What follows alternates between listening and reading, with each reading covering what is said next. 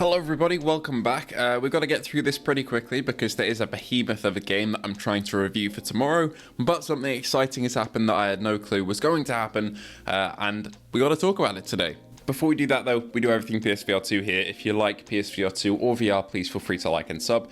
Anyway, let's not waste any more time. Sometimes I get caught up in the doom and gloom of the press and the media about PSVR2. It was a big thing last year or earlier this year that PSVR2 is dead, Sony wasn't experimenting with it at all, but there was one kind of light at the end of the tunnel, which was one developer said that the SDK kept being updated in exciting ways, and now we think we know what they meant.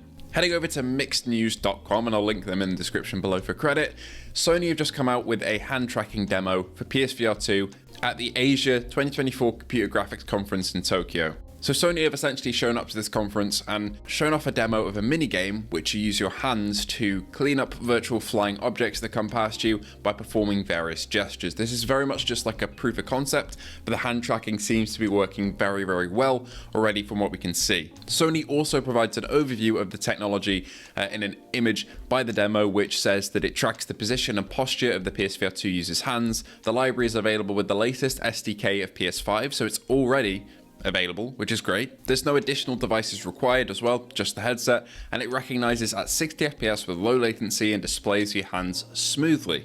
The information provided to the headset of your hands is the position, the posture, the velocity and bounding box for each joint, the hand scale and hand mesh, and it currently has 12 types of gesture detection. Now, what's weird about this is that this is available in the latest PS5 SDK. I had no idea about this, and I'm sure some developers who knew about it would have had to sign something saying that they couldn't just put it out there that this exists. But does this mean that any developer can now put it into their game? I'm really not sure. Sony hasn't really made an announcement about that. They haven't said that any devs can just come out and put it in their games yet, and they sure as hell haven't put it in any of their games or demos on the actual headset that we can try at the moment. But it's exciting to see this demoed here, because why would they do that if there was no plans for it in the future? New games could be utilized to use this hand tracking, or maybe Sony could go back into some of their other games and see if they could figure out some hand tracking incorporations into there. One example that mixednews.com gives is Maestro for a Quest, which you use hand tracking to kind of conduct an orchestra. That could be ported to PSVR2 now because this hand tracking. We'll see how open it is to developers, and we'll see if we get any games that come along that use this sooner rather than later. But this is really exciting because I didn't expect to see this, and it shows that Sony is continuing to invest in VR and reveal new things about a headset that has been out for a good year and say 7 or 8 months. So I'm just really excited to see where this technology goes, what they're going to incorporate it for. Hopefully, I would love to see kind of like an actual demo or game that's free on the PlayStation to let you try this.